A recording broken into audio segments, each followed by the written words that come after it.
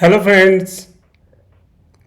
Topic पर आने से पहले ये disclaimer, this video is for educational purposes only. I am not a financial expert और adviser. Please do your own research for all financial matters. तो दोस्तों सीधा टॉपिक पे आता हूँ। तो यहाँ पर आज बात करूँगा यूपे डिजी पेमेंट इंडिया लिमिटेड के बारे में। ये जो अपना पे की जो लिमिटेड कंपनी है उसके बारे में। ये जून 2026 में इसकी इनकॉर्पोरेशन हुई है। इनका क्लेम है कि ये अपना पे के ओनर हैं। ये अपना पे का जो ऐप है उसको ये चला रहे हैं और ये साथ में शेयर्स भी बेच रहे हैं अपनी कंपनी के विदाउट लिस्टिंग।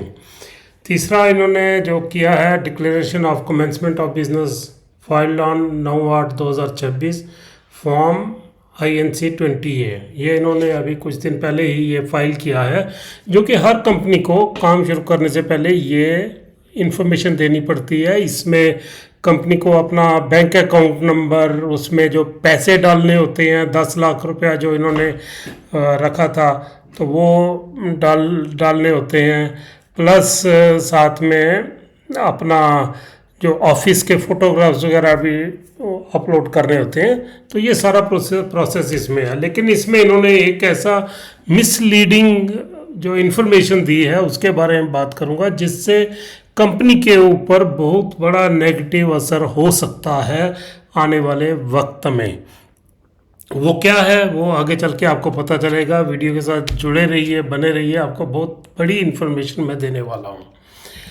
तो दोस्तों पहले अपना पे ऐप की बात करते हैं। ये पिछले 2-3 साल से चल रहा है। पहले प्राइवेट लिमिटेड कंपनी चला रही थी, अब ये कहते हैं कि ये अब अपना पे जो लिमिटेड कंपनी है वो चला रही है। इन्वेस्टर्स के साथ हाई रिटर्न्स का वायदा किया गया था, रिवार्ड पॉइंट्स और लेवल रिवार्ड पॉइंट्स के थ्रू हाई रिटर्न देने का, लेकिन वो अभी तक फेल हो चुका है। पहले लोगों को पैसा मिला होगा, लेकिन अब लोगों का पैसा फंस चुका है, लोगों को विड्रॉवल नहीं मिल रहे हैं।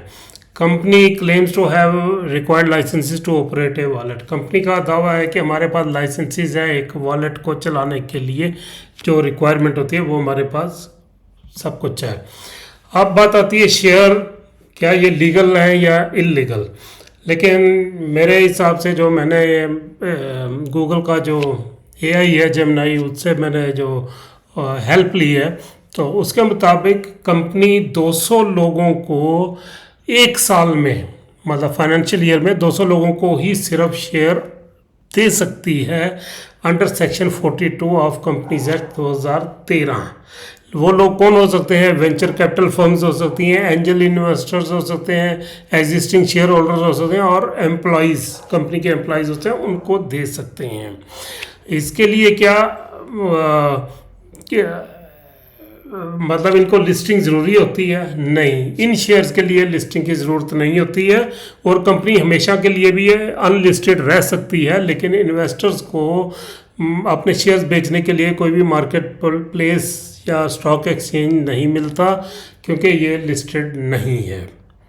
तो ये सिर्फ 200 लोगों को ही एक साल में, एक फाइनेंशियल ईयर में शेयर्स दे सकते हैं। Offering shares to the public without listing. Without listing अगर पब्लिक को, मतलब 200 से ज़्यादा लोगों, जनरल पब्लिक को भी अगर ये शेयर्स देते हैं तो ये एक इलीगल एक्ट होगा और इसको डीम्ड पब्लिक इशू माना जाएगा। और इसके लिए मैंडेटरी रिफंड है कि अगर लोगों के साथ जो कमिटमेंट करके इन्होंने पैसा लिया है, तो अगर उस पीरियड के दौरान अगर ये IPO नहीं ला सकते तो इनको 15% पर एनम के हिसाब से जो लोगों का पैसा रिटर्न करना पड़ता है विद इंटरेस्ट। और ये एक कंपनी के लिए नहीं, ये जनरल लॉज हैं सभी कंपनीज के लिए। तो इसमें स्फीयर पेनल्टीज़ का भी प्रोविज़न है कि जो कंपनी ऐसा करती है तो उसके लिए ये स्फीयर पेनल्टीज़ भी उस जो लॉज हैं उनके हिसाब से दिया जा सकता है। बोनस शेयर 1+4, ये बोनस शेयर बिल्कुल भी इलीगल हैं। ये फ्रेश कैश के साथ नहीं दिए जा सकते। बोनस शेयर जो मैंने स्टडी किया उसमें क्या है कि बोनस शेयर अगर कंपनी के पास जो रिजर्व्स होते हैं, अपना पैसा, प्रॉफिट्स का पैसा रिजर्व पड़ा है, वो पैसा उसको शेयर्स में कन्वर्ट करके तो वो कंपनी अपने जो एग्जिस्टिंग शेयर होल्डर्स होते हैं उनको देती है। अगर मान लीजिए कंपनी ने 1:1 का शेयर जो बोनस शेयर देने का अनाउंसमेंट किया है, उस डेट में जितने लोगों के पास होल्डिंग है शेयर्स की, उतने नंबर ऑफ शेयर्स उनको एक्स्ट्रा मिल जाते हैं। मान लीजिए किसी के पास 10 शेयर्स हैं किसी एक डेट पर, तो उस डेट पर जब अनाउंस होते हैं बोनस शेयर तो उसको 10 शेयर्स और मिलेंगे एडिशनल। हर किसी के पास 1000 शेयर्स हैं, उसको 1000 शेयर्स एडिशनल मिल जाएंगे। और अगर किसी के पास 10,000 है तो उसको 10,000 शेयर्स। उसके लिए कोई एक्स्ट्रा पैसा नहीं ले सकती कोई भी कंपनी। और ये जो बेच रहे हैं ये बिल्कुल इलीगल है। इस तरीके से शेयर्स को आप पैसा लेके नहीं बेच सकते जो बोनस शेयर्स होते हैं। Violation of pro rata equal distribution वो यही है कि सभी को इक्वल डिस्ट्रीब्यूशन होना, जिसकी जितनी होल्डिंग है उसको उस हिसाब से शेयर्स मिलने चाहिए, ना कि बड़ा पैसा लगाने वालों को ज़्यादा बोनस शेयर्स मिलने चाहिए। तो अब मैं आता हूँ बात जो सही बात है, commencement of business declaration form INC 20A।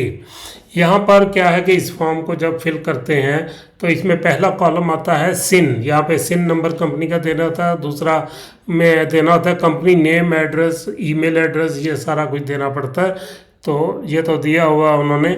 तीसरा जो है ये मैं बता रहा हूँ आपको, जो MCA की साइट से मैंने डाउनलोड किया है, मैं उसके अकॉर्डिंग आपको ये बता रहा हूँ। Whether the companies activities is are regulated by a sector regulator like RBI, SEBI, IRDAI etcetera. यहाँ पर दो ऑप्शन थे, यस और नो। तो कंपनी ने इस यहाँ पर नो को ऑप्ट किया है कि कंपनी कहती हम RBI, SEBI की रेगुलेशंस के अंडर नहीं आते। भाई साहब नहीं आते तो फिर आप शेयर्स कैसे बेच रहे हो? आप एक वॉलेट कैसे चला रहे हो? अगर आप उसके दायरे में नहीं आ रहे हो, अगर उसकी रेगुलेशन में नहीं आ रहे हो, फिर आप इतने बड़े बड़े क्लेम क्यों कर रहे हो कि हमारे शेयर्स लिस्टिंग हो जाएगी, 6 महीने में हो जाएगी, साल में हो जाएगी? तो वो कहाँ से आप कर रहे हो? अगर आप सेबी को ही रिफ्यूज़ कर रहे हो कि हम उसकी रेगुलेशन में ही नहीं आते हैं, तो फिर आपको कौन रेगुलेट करेगा? तो ये बहुत बड़ा कंपनी की तरफ से जो डिक्लेरेशन में ये जो पॉइंट दिया गया है कि अगर ये यस बोलते तो इनको पहले तो नाम देना था कि इनका रेगुलेटर कौन है, IRDA है, RBI है, SEBI है या कौन है। तो इफ़ अदर्स प्लीज, अदर्स भी होंगे कोई, तो वो स्पेसिफाई करो। तो इनको क्या देना था? Letter number, registration number, approval issued under section 406, कि इनको जो भी अप्रूवल मिला है उसका लेटर नंबर, उसका रजिस्ट्रेशन नंबर जो भी इनको मिला है वो इनको देना था।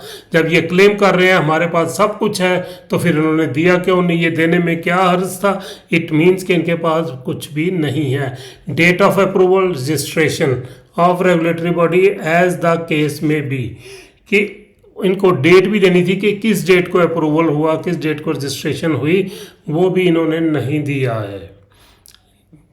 ये सीधा बताता है कि इनके पास अभी कोई भी लाइसेंसेस नहीं है।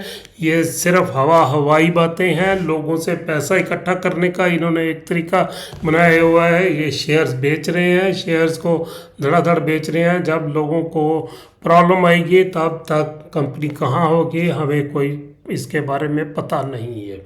इसको हम गलती नहीं कह सकते कि कंपनी, क्योंकि कंपनी सेक्रेटरी ये फाइल करते हैं, ये जो फॉर्म होते हैं, ये फाइलिंग्स होती हैं, वो आम आदमी नहीं करता कि उसको पता नहीं चला तो उसने गलती से नो लिख दिया। यहाँ पर नो लिखने का मतलब है कि इनके पास कुछ भी नहीं है दोस्तों। तो ये इन्फॉर्मेशन मुझे आप तक पहुँचानी थी। ये मैंने MCA की वेबसाइट से ये डाउनलोड किया था, इनका कमेंसमेंट ऑफ बिजनेस डिक्लेरेशन, तो वहाँ पर ये मुझे मिला है। तो इतनी बात करनी थी दोस्तों। अब आप फैसला कीजिए कि आगे आपको क्या करना है। आप इसके कंप्लेंट्स भी कर सकते हो, सेबी में कर सकते हो, RBI में कर सकते हो, जहाँ जहाँ भी MCA में भी कर सकते हो, कि कंपनी जब ये एक्टिविटीज़ कर रही है, शेयर्स बेच रही है, वॉलेट चला रही है, तो फिर ये कहती है कि हमें हमारा कोई भी रेगुलेटर नहीं है। ये कैसे हो सकता है? तो ठीक है फ्रेंड, आप क्या सोचते हो इसके बारे में? आपका क्या ख्याल है, आपके क्या विचार हैं? प्लीज़ कमेंट बॉक्स में ज़रूर आके कमेंट कीजिए।